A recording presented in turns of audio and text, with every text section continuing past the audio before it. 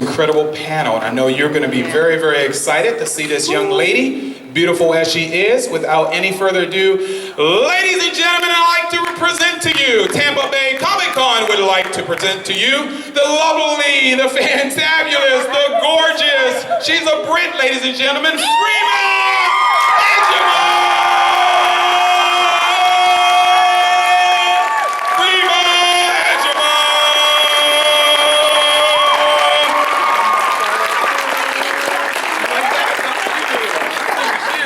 That's my wife. What I do? Is my zipper down? No. What? Oh yeah, the mic. Oh, I got my own. Sorry about that. I was supposed to return the mic back to them. Hi, sweetheart. Okay, I'm single. I love pets. Got cable. You know, this is usually got cable. Oh my God. I have the BBC. Yeah, this is good. Yeah. This will get you somewhere. somewhere.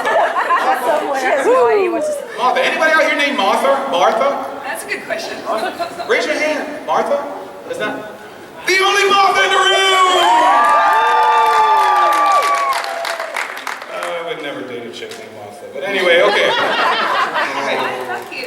Hi, oh, thank you. It is such a pleasure to meet you. Thank you. I worked with Alex and Karen a couple months ago. Alex is now my wife, even though she's married. Give a hoop and knock them off when I see him. But anyway, so she's my dog.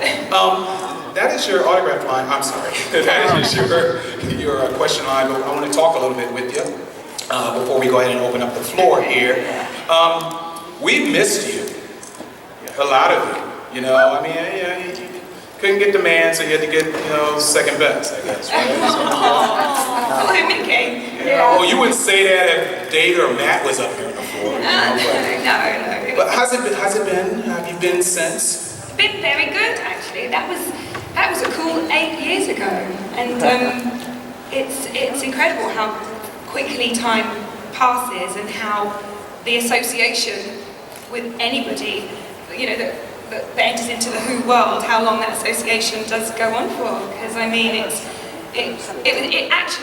was the job I did for the smallest amount of time in my whole career. Every job I've done since and before, I've done for a lot longer. And to see the kind of impact still of that time of my life is so incredibly touching. It's really interesting because fandom attaches itself to certain genres. Like, I'm sure there's probably fandom for cop shows and thrillers and whatever, but in terms of sci-fi and fantasy and horror, you'll never see anything as popular in cop shows and other things that are on TV than you would in the show that you've been in that people just happen to love, because you take them into another world and you kind of massage them and you wrap your arms around them, and they will be with you forever because of that. So that's why you're still here. Well, it's certainly, having done different genres and stuff, you can honestly see that the loyalty and the enthusiasm and the support of a science fiction fan base, and particularly Doctor Who, is utterly unique. And we're very, very grateful for all of that. And all of you. Thank you. Yeah. And we thank, England and the British film industry. I mean, think about it. Back in the day, and I did a Saturday morning cartoon show on Friday, and we were talking about all cartoons from the 60s, 70s, and 80s, and one of them big for me was Thunderbirds. Oh, yeah. And things of that nature. So, we're still loyal to you. Alrighty, let's go ahead and ask the questions. Go ahead and open the floor. All right, fella, you're up first. What's up? Hello. Hi again, Freema. Hi, how you doing? Good. I just wanted to ask you, did you decide to leave Doctor Who? And if you did, why? Or did they just want you to leave? How dare they, by the way? And would you happen to know why they left? Wanted you to leave? I had a big fight with David. I'm joking. I'm happy there. I didn't know either. This will be good. Yeah, we got dirt on the floor. Horrible experience. No, okay. So when I first started, we talked about a 3-year arc for the character, and just sort of in those sorts of time frames. So, but really, you don't know anything on that show from episode to episode. It's also top secret, and you never really know what the future or trajectory is going to be. So I got halfway through shooting, and then the production called a meeting with me and my agents and stuff, and they said, look, we're actually leaving. And we were like, who's leaving? And they said, the whole production team is gone. So that was the year. Julie, Russell, Phil, Jane Tranter, Russell T. Davis, all left. So I was like, so what happens? What does that mean? They were like, there's going to be a new team taking over, and so what we wanted to do, I don't know when that decision was made for them to move on. I mean, they went to America and did different things. I don't know when. I don't know if they knew they were always going to do that, but at that point they said, so we're actually just going to mix it up now. So they said, there's a few things we want to do. Catherine was in before me, and then I came in afterwards, and they said, we are going to be bringing Catherine back, and then Martha in season 4 as well, and then we'll continue with Martha into Torchwood, but then we're off and out, and then it's a whole new thing. So it kind of came at a time when I think they were wrapping up and they were going, so they wanted to do what they wanted to do in terms of consolidations and wrapping up the characters and the whole Mickey and Martha thing as well. I was like, what is that? And he said, well, Martha's first episode was Smith and Jones. I thought it would be cool for it to end as Martha Smith Jones. And I was like, okay, that's a good basis for a marriage.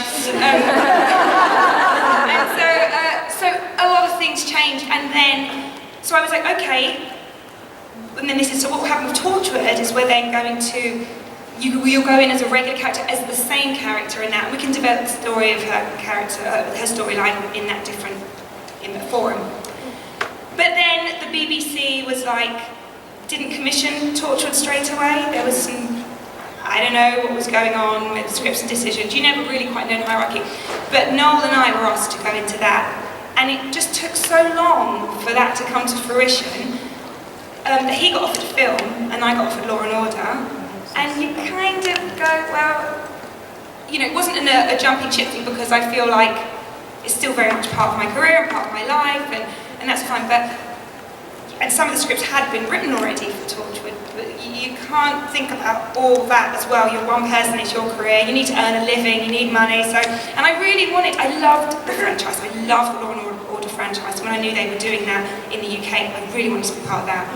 So I auditioned and I got that, and so we went back to them and said, we're going to go. And I feel like diversification is important, especially at this stage in my career. So I felt like I'd done that bit of Martha and it was time to move on, but it's not concluded, and there's also many other ways that characters can come back, so there could probably be some better development of her characterization in the future. So in my mind, in a sense, that was a promotion, because you went on to another series, and I don't know who else has basically done that. I mean, John kind of crossed over back and forth, but you started out in Who, and you basically Well, I really wanted to, actually there was an opportunity for a small time, and it didn't work out with my schedule, but Russell had written an episode to go into the Sarah Jane Adventures for Martha to go in. And Liz, I mean, I was paired up with her to do a lot of the press stuff when we were doing all the companions coming back storylines. So the two of us went and did a lot of the press together, and she was the warmest, kindest, most interesting woman. And we were talking about that, and I said we couldn't get it to work this time, but I'd really, really love to do that, and I'm so sad I didn't get to before she passed. And it would have, so that would have been, so there was always outlets for that character to move into, and Russell was keen to explore, but circumstances change, life changes, you move in different directions, but no door is ever closed. Yeah, it never closes, absolutely, so there's a chance. Thank you. Thank you so much. Thank you. Right. Who's next? Hello. Hey. Hey. So I have two questions. Yeah. What was your favorite episode to film, and do you have any interesting or funny stories from behind the scenes?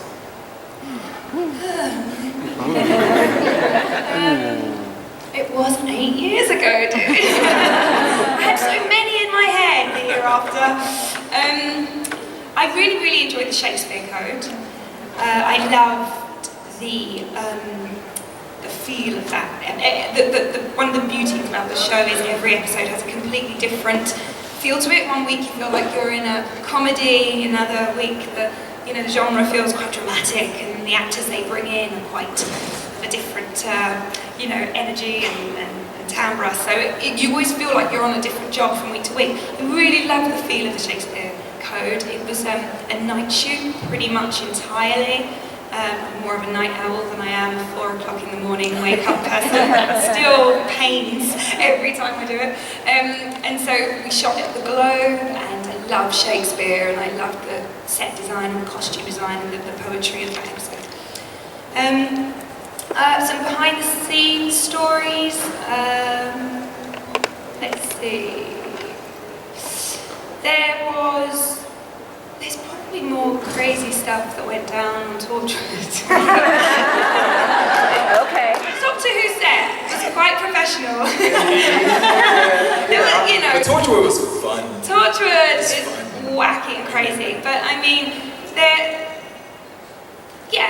was the episode with the where I come out, I'm a clone, Martha's cloned.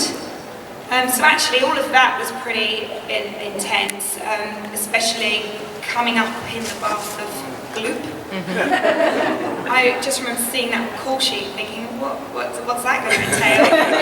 Martha rises out from the gloop. I was never one of those children that like to play in mud or anything, icky and sticky. I'm like, ugh. So I had to get in this bath of gloop, and I watched one of the guys who does a lot of the aliens. He's like the main guy who does all the prosthetics. He's the guy that is under most of the prosthetics, and he's called Rory, and he's really great physically. I think he's got a dance background, so he's very good at sort of becoming all these different creatures and stuff. So I watched him do it first, because he has to come out, I don't know if you remember the episode, with just no face. So he had this full face prosthetic, and he has to come out through the glue. And he made that look easy, because he couldn't see, Well, he could breathe. He had a mask He had a on, for mask on, God's and he sake. had to be submerged and then come out. And I thought, okay, it's my turn. First, it didn't change the gloop, so I had to get in the same bath. And then secondly, I was like, okay, how hard can this be? So I got down under the water, and then I could, they're just going to tap on the bath when it's action, because I couldn't hear anything. I just got a tap, so I sat out and I breathed at the wrong time, and the gloop shot up my nose. And I just remember tasting this thickness down my throat. And if you look at the scene, you can sort of see my throat going like that, because I was swallowing profusely. So I thought, don't cough, don't make this take stop, because then you're going to have to do it again. So I was like, keeping my face, and I just had cut, and I just spluttered. What did it taste like? What did it taste like?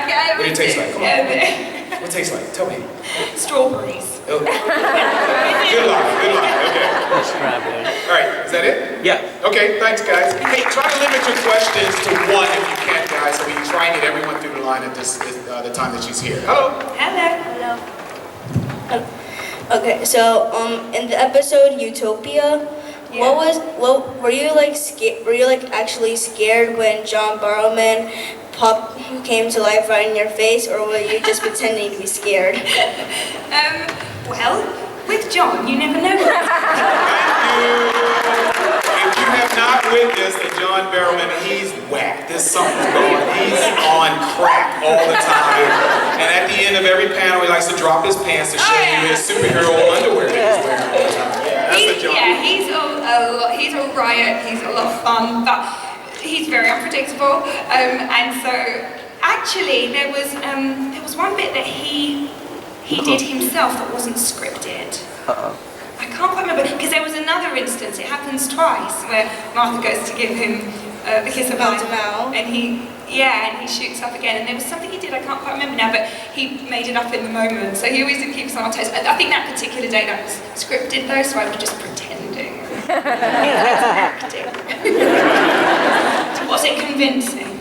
Yes. Oh, Always keep a straight face around that man. I introduced him on stage one day, and parents, you're gonna have to cover your kids' ears if you can. But he runs out on stage. I'm still announcing him. He's grabbing me. His hands are here. Yes. That's John. Oh yeah, he would like Bluetooth pictures of his body parts around the set. So if you happen to have your phone on you and you're not supposed to have it on, but everyone does on set, and you you just feel it as you take it out, it would be like Well, you know, he's feeling a, it, like, you know, all at the same time. well, he's a Periscope freak now, and it gets really worse. So, you know, that's live. So anyway, I'm sorry. Amazing.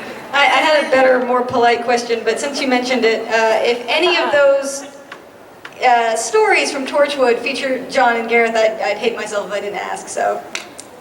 A story about John or Gareth? Yeah, well, if any of the ones that you had in mind happen to involve them, I'd love to hear them. Yeah, well, they're all quite similar. David too. Yeah, there was always something going on. They were always playing practical jokes on each other and everything, but and I probably can't think of an exact one to answer your question, but just to give you a bit more colour of the show, but you know, going from Doctor Who, the two studios were next door to each other, so the hub and the interior of the TARDIS were just next door to each other. So it was funny, you'd kind of walk past one and then go down to the other, and to go from a show where it's just the two of you and another actor pretty much all the time in every scene, you end up with a different kind of atmosphere. It's quite intimate, it's quite, you know, there's a lot of talking, it's just two of you, and it's cool, you develop, you get to know each other. So when there's 5 or 6, suddenly it's a party. And so every day on set was like one big party, but they weren't just, it wasn't, and they're very welcoming to me, incredibly, and it wasn't like they were just doing that for, you know, the set purposes. They would be hanging out in each other's trailers during takes and come and knock on my door, Freema, there's cake in Eve's in 5. So we all go piling in there and eat. So it was, you know, such a nice environment to work in. They all have a lot of fun, they enjoy their work, and I hook they go again. So you should get another you missed that. series. Yeah, Say Jones with Jones. new people. I like them. Might be a spot open on Arrow. Hook up with John again. Yeah, he was at CW when I was actually at the same time. Oh, really? But I mean, the studios were at separate places, Yeah. but it was sort of united for a moment in the CW. Hey, man. Hello. Whoa. What's that T-shirt say? Save the Daleks. Why? Why? It's a quote from one of the later episodes. They have to go onto this planet of like dead Daleks, and the Daleks are like, save the Daleks, save the Daleks. That's my impression of Daleks. Go ahead, dude. Why did you decide to do a role in Doctor Who? Well, at the time I didn't know that I was auditioning for Doctor Who. They didn't tell me because it was a big surprise.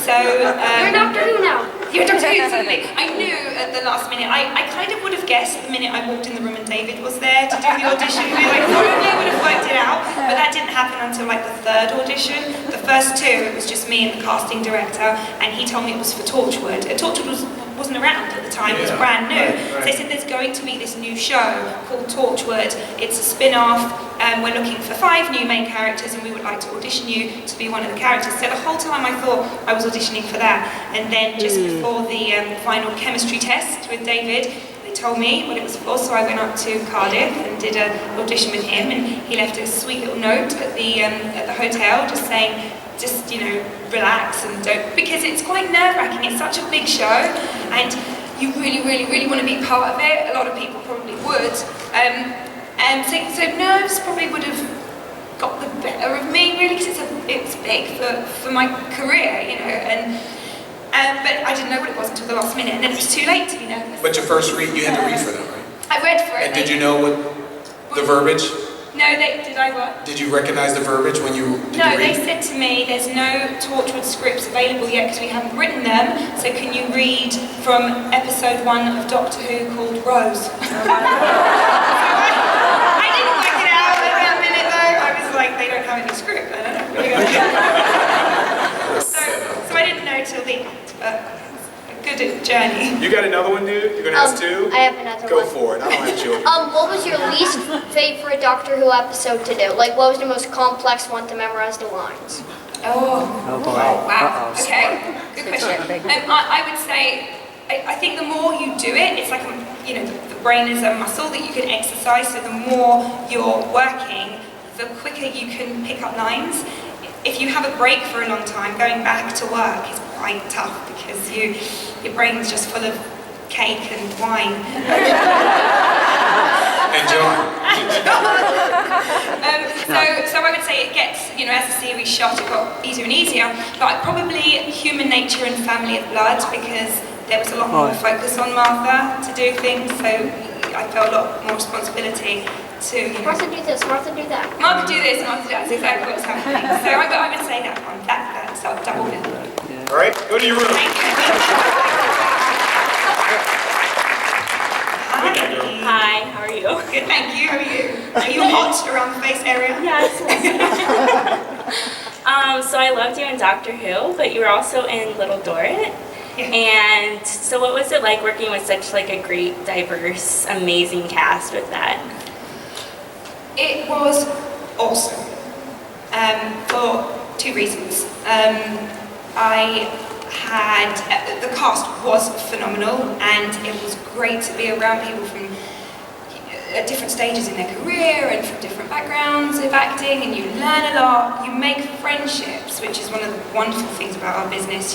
You're lucky if you enjoy your job, but you can walk away having made some really good friends, because you're expected to trust really, really quickly in our job, more than you would if you started, in an office job. You don't suddenly have to rely on that person for your whole, livelihood, if you like, because it's all about synchronicity and working together and all of that.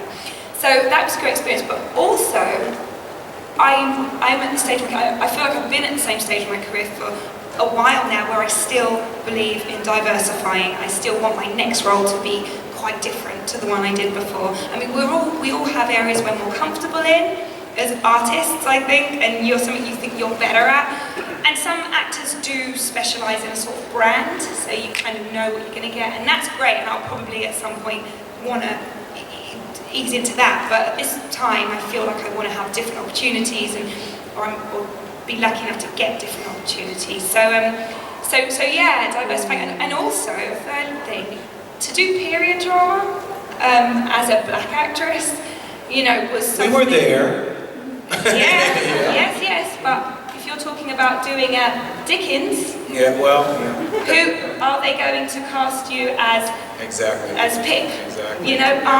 Suddenly it's going to be a talking point, because they go, well, we're going to cast this character, in a Dickens as black. So they cast Hattie Coram as black, because she was an orphan who was raised in this upper middle class family, so she could have been from anywhere.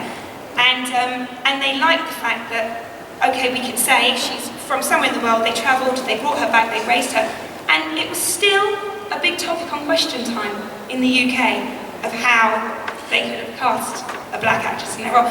So you go, and that's even with them trying to think, how can we get that in? So it was really interesting for me, and a good opportunity, and I mean, I could go on about that area. Yeah, I understand. But, Yeah. what were you going to say then? We're Sorry. we're an advancing civilization. It's Yeah. slow, but it's happening. I think, you know what, as an actress, I can't complain about the roles I've been getting, because I've had a lot of great opportunities in mainstream television, but as a viewer, I'm still quite aware of, there isn't that balance. And doing Sensei, getting to play a sort of, well, I would say queer character. That show's weird. Because of her I love it. whole ethos. She is gay, but it's more than that. They're looking at sexuality, not just gender, and it really delves into so many other areas that have made people feel, number one, which I'm really happy about, really celebratory about it, but there's another whole group of people who are utterly outraged by it. So you kind of go, How many people in the audience have seen Sense8? How many people are aware? Okay, if you have not, that's Netflix. And pull it up when you can. And it's very impressive, especially if you want to see Martha. You good? thank you very much. Hey, dude. Hi. I got this question. If you were able to go back to Doctor Who, would you accept it? Yes or no? At this stage in my career, I'm having a really good time moving forward, and the opportunities that are coming, and for me, and what I'm learning and moving forward is quite important to me right now. But never say never. Right, if they did a cast reunion movie, telemovie, miniseries, or whatever, and they brought back, you know, all of the companions, you know, that are available to come back. I feel like, you know, again with Martha, that she started in such a good place where there was a lot of potential for the character, and it kind of wasn't maybe necessarily developed as much. The love, law, and forlorn storyline kind of took precedence over that. So I feel like if I did, it would have to be for some good enough reason for the character's sake, rather than just for the sake of it. Flashbacks, maybe. You know, old Who knows? flashbacks. Yeah. Who knows? But yeah, never say never. Nice t-shirt, man. Thank you. Hi. Hi. Nice Supergirl outfit. Thank you. Martha mentioned several times being engaged to Dr. Tom Milligan, though in End of Time, she's married to Mickey without explanation. Do you have a theory as to what happened? Yeah, I told you. Russell said. He just wanted to play on words. No, he said, because as it was all ending and everything, he said he wanted to kind of round up characters and their lifestyles and their storylines, and he felt like it would be quite nice for some pairings to be going up, and I don't know, that's actually a really good question for him, because I asked him that too, and I was like, what happened to Tom? My God, it makes me look a little bit... anything. I know, she looks a bit fickle, but I think he just wanted the two of them, who kind of were rejected, or felt rejected in a way, to find that kind of happiness together. He thought, Yeah, because a lot of people theorize that, oh, Mickey will finally get to be with Rose in the alternate universe, and then they've got Meta Crisis 10, and he's like, I'm alone again. Poor thing. Here, have a Martha. Here. This is so girly. What's wrong with you? Move on. Mine is still around. oh my God. Yeah, right to Russell. When you find out, tell me. Oh, okay, thank you. Cheers, darling. Hi there, down there. Oh, you were filming her. That's a good question. This is not about Doctor Who. Okay. Changing it up a bit. Law and Order UK. Yes. The episode title for your character, Alicia, not to spoil anything, something awful happens to her. And then there's this scene afterwards where it's just you and Jane and the cop. Yeah. And you were brilliant in that scene. And I was wondering, what did you do to get into like that kind of headspace? Because you're just fantastic in it. Oh, thank you. And but it was something awful. Yeah. That was strict hard drama. Because it's Law and Order, so that's a great question. Yeah, and well, actually, it is a good question, because going into the show and being a fan of the show, I was very aware of the format. And with Law and Order, you don't get into the personal lives of those six. You know, the crime is the main character, the city is the vibrant backdrop, and everything that goes on there is unknown and wonderful and gritty. But we are like we are the law and we are the order, and it's all kept very much at work. You never see that character go home, what they eat for dinner, what they do on the weekends. So when I got the script for that, actually they talked to me about it before. And it is based on one of the American ones. Snatch from the headlines is usually what that the Law and one? Order is usually based on something yeah. that actually happened. Exactly, it is. Yeah. But what happened to Alicia in that storyline was actually happened to one of the non-main characters in the American version. So they decided they wanted to let it happen to Alicia instead. I felt honoured that they trusted me with that storyline. It was pretty uncomfortable, but I'm sure. But I do feel, like I was saying, that I kind of like to do things that I'm learning from, or that are impactful, or things that raise discussions and stuff. So that was doing a lot, you know, that was, I felt was something good to do. Yeah. But and do you know what else helped me do it? Trust. And as we're talking about trust, I really loved working with those guys. They all did everything they can to be supportive and helpful. Working with Ben Daniels was probably one of the most incredible experiences ever in my acting career. And once you feel comfortable and you're in a safe environment to try, then you can have the freedom to express. Yeah. Thank you. Thank you. Hi. Hi. If you could have worked with any doctor besides David Tennant, who would you have worked with? I can't decide between Chris Eccleston and Matt Smith.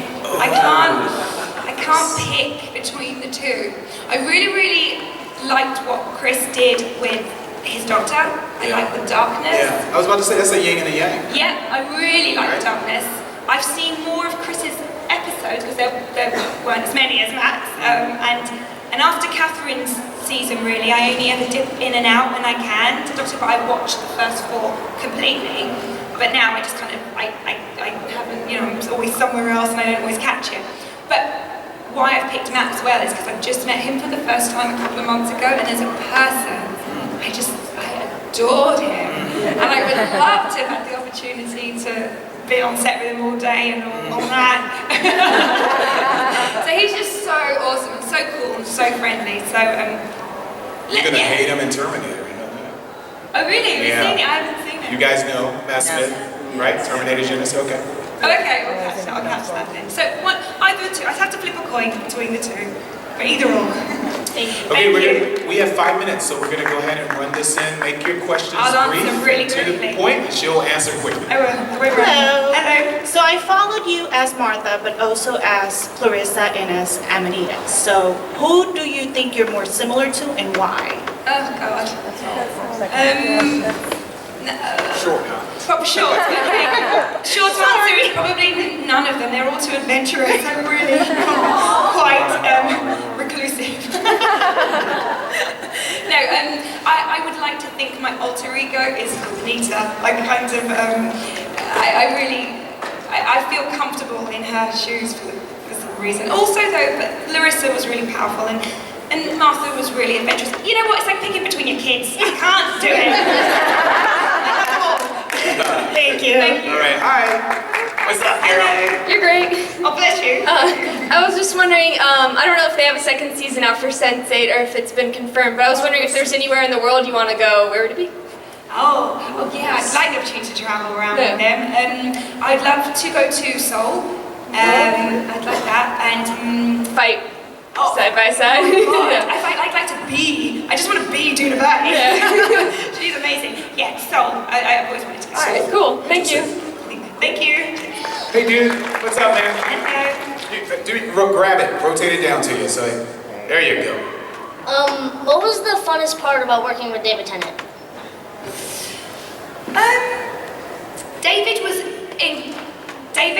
loved being the Doctor. He loved his job and he'd always dreamed about being the Doctor since being a little boy. So the fact that he was doing the role meant that every single day he was really, really happy, really, you know, positive, and it really made the set, it set the bar for the sort of atmosphere, which meant it was always a really happy set. So he made it a nice environment because he enjoyed being there. So it's important for actors, I think, to set that. He really kind of showed it with his positive attitude and some. Yeah. How old are you? Incredibly positive. You're very perceptive. How old are you? Almost 11. Almost 11? Wow. He's smart. You are. He's smart. Thank you for your question. All right, come on, girl. We both have a question. Tag team question. Go ahead, tag team question. Go ahead. So for the Sense8 fans, how's Nomi? Oh, my Nomi. She's amazing. Working with her was absolutely awesome. It was the first time I've ever played or represented a character in a love relationship. I've never in all of my career, so I was really nervous about portraying the honesty of love.